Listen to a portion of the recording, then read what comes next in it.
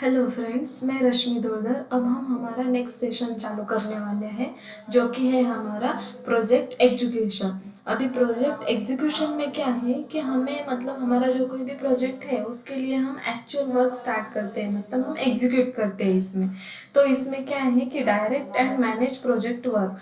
तो हम कैसे मतलब हमारा प्रोजेक्ट वर्क है वो कैसे हमें मैनेज करना चाहिए वो हम इसमें देखेंगे।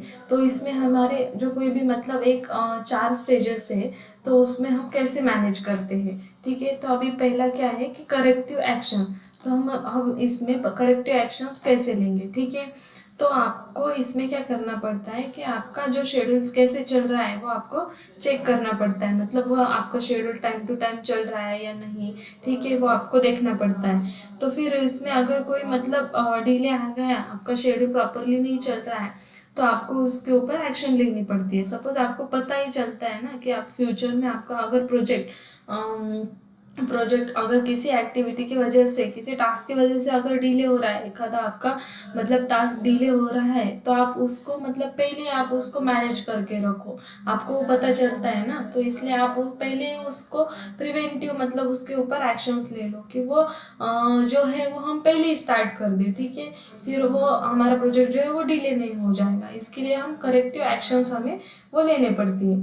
फिर बाद में क्या है कि डिफेक्ट रिपेयर। अभी डिफेक्ट रिपेयर में क्या है कि सपोज आप प्रोजेक्ट एक्टिविटीज़ में आपको मतलब फ्यूचर में कोई प्रॉब्लम आने वाली है, या मतलब कोई एक्टिविटी आपकी डिले हो रही है, तो आपको पहले उसके ऊपर मतलब वो अर्ली मतलब इसमें क्या है कि आपको वो डिफेक्ट क्या आ रहे हैं आपके प्रोजेक्ट में, कोई डैमेज हो रहा है, ये प्रोजेक्ट मतलब प्रोजेक्ट जो प्रोजेक्ट परफॉर्मेंस के हिसाब से कोई डैमेज आपके प्रोजेक्ट में आ रहा है, तो आपको उसको सॉल्व करने के लिए हमें डिफेक्ट रिपेयर्स जो है वो करते हैं। ठीक है, वो हम फाइंड आउट करते हैं, तो वो उसके लिए हम यूज़ करते हैं, हमें वो फाइंड आउट करना पड़ता है।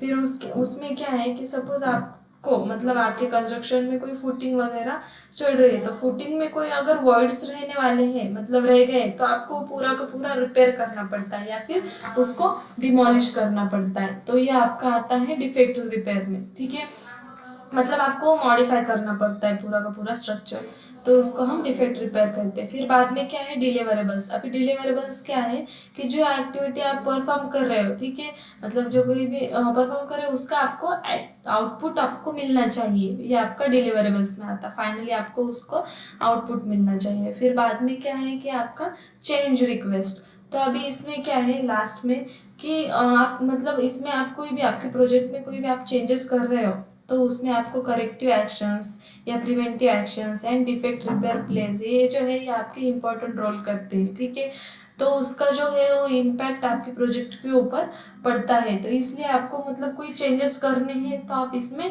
चेंज कर सकते हो, या फिर आपको कोई रिक्वेस्ट वगैरह चेंज करनी है तो वो मतलब उसके हिसाब से आप जो है वो आपको एक्सेप्ट मतलब वो आप एक्सेप्ट भी कर सकते हो, या फिर कोई मतलब रिजेक्ट भी आपको चाहिए, मतलब करनी आनी चाहिए। ठीक है, तो ये आप उसमें कर सकते हो, या आपके प्रोजेक्ट मैनेजमेंट मतलब वो प्रोजेक्ट कैसा मैनेज होना चाहिए आपका। तो इसके ये 4 स्टेजेस है। अभी नेक्स्ट क्या है कि आप क्या करोगे यहाँ पे एक्वायर्स प्रोजेक्ट टीम। तो आपको मतलब प्रोजेक्ट करने के लिए आपको क्या करना करना पड़ता है कि आपको एक टीम बनानी पड़ती है। ठीक है, तो वो टीम आप बनाते हैं, तो मतलब आप क्या करते हैं इसमें मतलब डिसाइड करते हैं कि इसमें आप सिलेक्टेड लोग ही आप मतलब आप सिलेक्टेड लोगों को ही आप टीम बनाते हो। ठीक है, तो इसमें आप टीम बनाने के लिए आपके 4 स्टेजेस होती है। ठीक है, तो इसमें जो फर्स्ट जो है वो प्री असाइनमेंट। अभी इसमें क्या होता है कि it occurs when projects are undertaken in view of availability of specialist resources. ठीक है, मतलब आपके पास जो कोई भी रिसोर्स है, मतलब जो कोई भी रिसोर्सेज अवेलेबल है, उसके हिसाब से आप मतलब वो जो है वो असाइन कर देते हो उनको।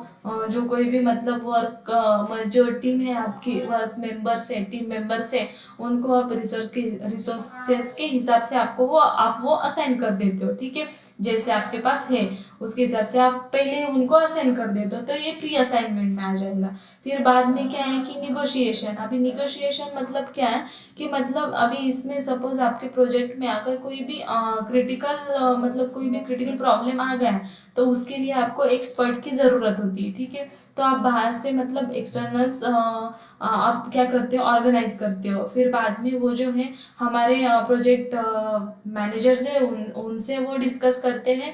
फिर बाद में वो निगोशिएट करके वो सॉर्ट आउट करते हैं जो कोई भी प्रॉब्लम आ रहा है आपके प्रोजेक्ट में। मतलब आपको एक्सपर्ट भी हायर करने पड़ते हैं उसके लिए, ठीक है। तो ये निगोशिएशंस में आता है। फिर एक्विजिशंस में क्या है कि आपको जो कोई भी मतलब आपको उसमें स्टाफ हायर करना पड़ता है, या फिर आपको जो कोई भी मतलब आपको रिक्वायर्ड है कॉन्ट्रैक्ट बेसिस पे आप वो हायर करते हो इसके लिए। मतलब आप बाहर से भी वो मतलब हायर कर सकते हो एक्विजिशंस में, ठीक है।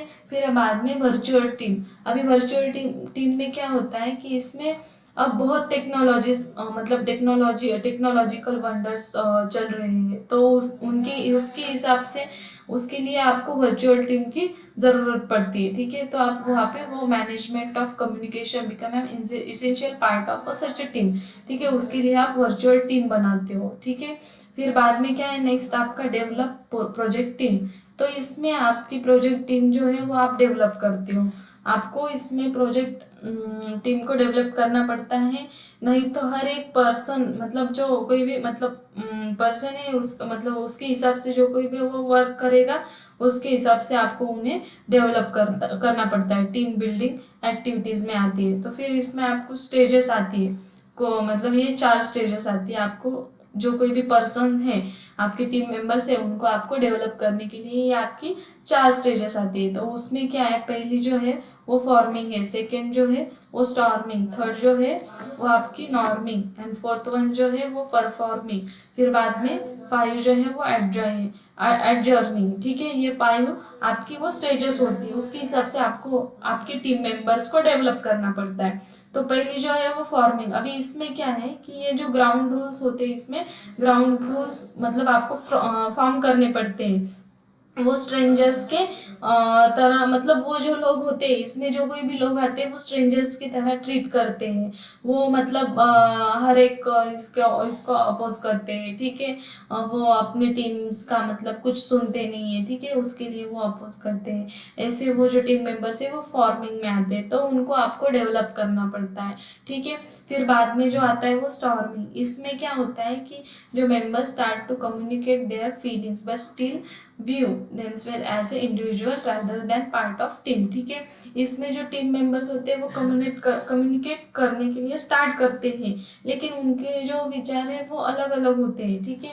वो अलग अलग होने की वजह से वो मतलब वो इंडिविजुअल रहना ही पसंद करते हैं और वो रेजिस्ट करते हैं। जो टीम मेंबर्स हैं उनको वो टीम लीडर्स को वो रेजिस्ट करते हैं, मतलब हर कोई भी उनका जो कोई भी डिसीजन होगा उनके उसके वो अपोज में होते हैं। ये जो मेंबर्स आते हैं वो स्टॉर्मिंग में आते हैं। फिर बाद में नेक्स्ट जो है वो नॉर्मिंग है। नॉर्मिंग में क्या है कि people feel part of team and realise that they can achieve work if they accept other view point, ठीक है।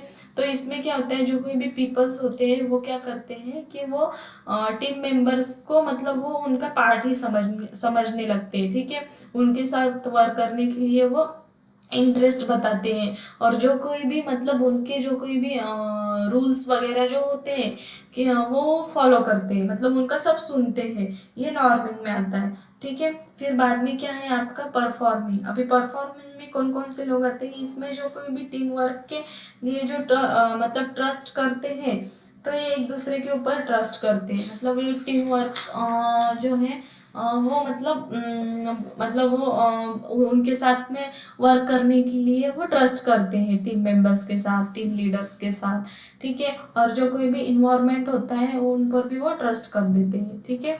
फिर बाद में क्या है एडजर्निंग। अभी इसमें क्या है कि हर एक मेंबर्स के कंट्रीब्यूशन असेस करते हैं और इम्प्लीमेंट्स अ प्लान फॉर मतलब ये क्या करते हैं कि प्लान जो है उनके वो इम्प्लीमेंट्स करते हैं। Transitioning roles and recognising members contributions.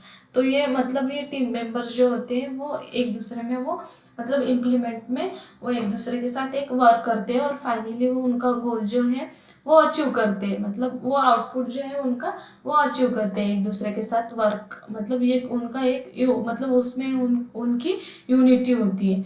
तो आपको ये मतलब ये सारे चीज़ें तो आपको ये समझ में आई होगी कि ये आपके ये 5 स्टेजेस होते हैं कि जो कोई भी आपको आपके जो लीडर्स मतलब जो है प्रोजेक्ट टीम आपको डेवलप करनी हो तो आप इस तरीके से आप डेवलप कर सकते हो। मतलब अलग अलग तरीके के आपके टीम मेंबर्स में मतलब लोग होते हैं तो आपको उन्हें डेवलप करना पड़ता है। फिर बाद में क्या है, मैनेज प्रोजेक्ट टीम। तो इसमें क्या है कि आपको प्रोजेक्ट टीम को मैनेज करना पड़ता है। अलग अलग तरीके के लोग होते हैं तो आपको वो कैसे हैंडल करनी है टीम। तो उसमें कन्फ्लिक्ट्स, बहुत सारे कन्फ्लिक्ट्स आते हैं मैनेजमेंट में। तो मतलब कुछ जो है प्रोजेक्ट मैनेजर के बीच में आते हैं, कुछ लीडर्स के बीच में आते हैं। तो जो कोई भी कन्फ्लिक्ट्स होते हैं वो सैलरी के रिलेटेड होते हैं उनके। मतलब उनको इंक्रीज होनी चाहिए उनकी सैलरी, या फिर इन्वायरमेंट रिलेटेड कुछ उनके कन्फ्लिक्ट्स होते हैं तो वो हमें वो सॉल्व करनी चाहिए। ठीक है, तो ये जो होता है वो प्रोजेक्ट मतलब वो वैसी टीम हमें वो मैनेज करनी चाहिए। ठीक है, तो ये जो होता है ये हमारा एग्जीक्यूशन लेवल पे होता है। एक्चुअल जब हमारा प्रोजेक्ट स्टार्ट होता है तो उसमें एग्जीक्यूशन जब करते हैं तो ये सब हमारी ये प्रोसीजर्स होती है। ठीक है फ्रेंड्स, आगे का लेक्चर जो है हम नेक्स्ट सेशन में लेंगे। Thank you so much.